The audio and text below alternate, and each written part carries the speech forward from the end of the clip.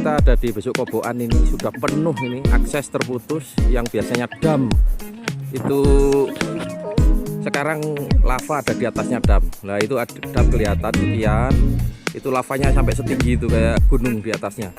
Ini saya bersama dengan Pak Ki dari BPBD meninjau langsung di lokasi. Banyak eskavator yang tertimbun. Itu di sana masih ada satu kelihatan.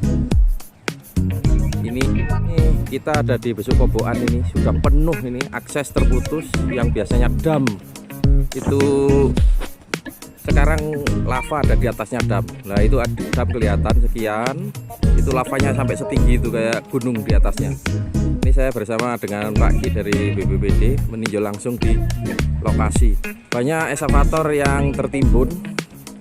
Itu di sana masih ada satu kelihatan.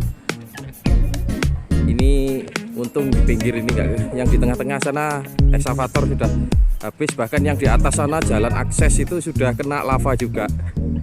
Di atas yang masuk ke arah Supiturang itu sudah kena lava.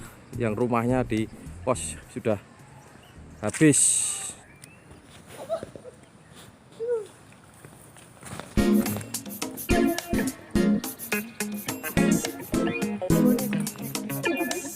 Piro begone kabeh? 7 ya.